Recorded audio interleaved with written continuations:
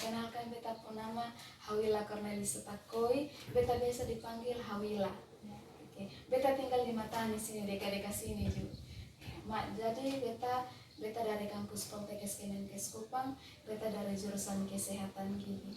Ini hari beta datang di sini, beta mau penyuluhan, Mak. Beta mau penyuluhan tentang pemeriksaan gigi berkala kepada ibu hamil. Ini hari beta penyuluhan dengan media leaflet. Mak ada yang satu, Mak bisa lihat-lihat sebelum beta mulai.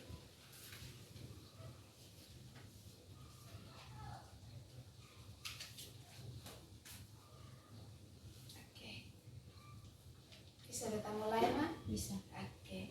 Yang pertama, Mak, pentingnya untuk pemeriksaan gigi berkala kepada ibu hamil. Mengapa ibu hamil perlu pemeriksaan gigi berkala? Sebelum itu beta mau tanya, Mak pernah periksa gigi ke dokter gigi? Pernah. Oke. Kapan, Mak? Kalau boleh tahu? Selama. Oke, di sini beta mau kasih tahu kenapa ibu hamil perlu memeriksa gigi ke dokter gigi atau pemeriksaan berkala.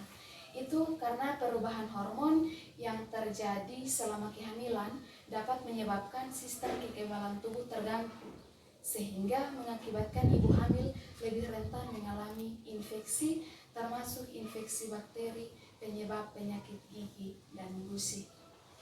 Oke, kita masuk ke lembar kedua. Oke, yang kedua yaitu masalah gigi yang sering dialami oleh ibu hamil. Beta mau tanya, Mak kan sedang hamil toh? Ya. Mak ada gangguan penyakit gigi atau radang gusi. Oh, radang gusi. Oke, sering berdarah? Sering. Oh, sering. Minta maaf, Mak, sudah berapa bulan? Sudah 5. Oh, sudah 5 bulan. Oke, di sini beta mau kasih tahu kalau masalah gigi dan mulut yang sering ibu hamil alami. Itu yang pertama itu radang gusi, seperti yang tadi Mak bilang, itu biasa kalau radang gusi itu atau gingivitis. Jadi gusi yang sering berdarah. Yang kedua itu periodontitis. Periodontitis itu, Mak, dia tanda-tandanya itu kayak gusi bengkak, sama juga yang kayak pertama. Kalau kita sikat gigi itu nanti gusinya berdarah begitu, Mak. Itu tuh infeksi pada gusi. Yang ketiga itu Epulis gravidarum. Itu tuh, Mak, ini biasa ditemukan tuh ini kalau pas ini mapung gigi ada yang berlubang, terus itu ada biasa nyeri pada gusi. Kalau tadi yang radang gusi itu berdarah, kalau yang ini nih dia ini nyeri pada gusi. Jadi kalau nyeri itu otomatis mungkin dia sudah bengkak begitu. Jadi itu tuh dia berpengaruh pada ini bisa ditangani, Mak. Itu dia bisa ditangani, tapi karena memang kita nggak ada hamil dari perubahan hormon, jadi memang itu wajar saja. Oke. Yang ketiga itu ada gigi, yang keempat itu gigi berlubang. Seperti tadi, Mak, ada gigi berlubang, asal ada hanya radang gusi saja.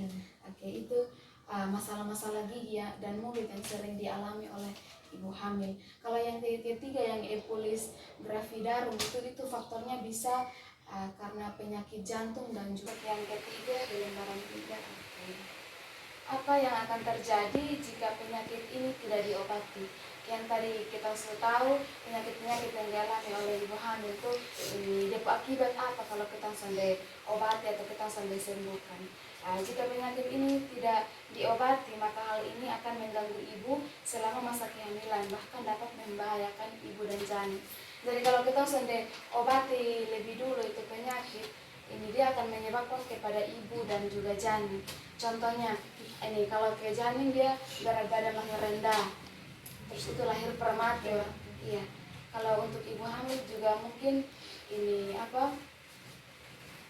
bisa menyebabkan juga penyakit-penyakit lainnya setelah melahirkan begitu.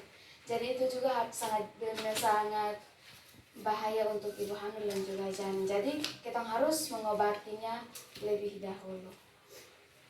Beta di sini juga ada informasi dari sebuah penelitian menunjukkan bahwa wanita dengan penyakit periodontal lebih beresiko melahirkan bayi prematur atau berat badan lahir rendah dibandingkan dengan wanita yang gigi dan gusinya sehat. seperti yang tadi Beta bilang. Yang lembaran berikutnya, bagaimana cara mencegahnya? Bagaimana cara kita mengatasi atau mencegah agar kita atau ibu sebagai ibu hamil tidak terjadi atau tidak mengalami penyakit-penyakit tersebut. Yang pertama yaitu menyikat gigi 2 kali sehari. Kita mau tanya, Mak, sikat gigi 2 kali sehari atau tidak? Beta 3 kali. Oh, 3 kali ya. Oke. Ini kita juga mau tanya, kalau ini Mas sekarang sudah 5 bulan kan? Iya. Masuk 5 bulan, Mak masih mengalami mual-mual, muntah-muntah? Jadi hanya di semester 1. Oke. Yang kedua itu makan makanan berserat. Mak, kalau makan makanan yang berserat atau bergizi, Mak biasa makan apa? Sayur atau buah-buahan? Buah-buahan dengan daging. Buah-buahan. Kalau buah-buahan itu seperti apa? Apel, Semangka. Oke, bagus. Yang ketiga setelah muntah itu segera berkumur dengan air. Kan kalau sekarang kan Mak susah deh sejarah muntah-muntah, kan? Oke. Biasa mual sama muntahnya di semester 1. Jadi pas biasa Mak kalau muntah tuh Mak habis muntah berkumur atau sikat gigi? Berkumur.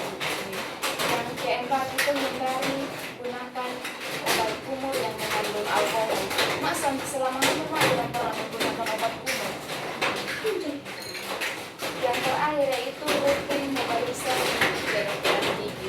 Jadi Mak 5 bulan ini kira-kira Mak pernah periksa gigi ke dokter gigi atau belum?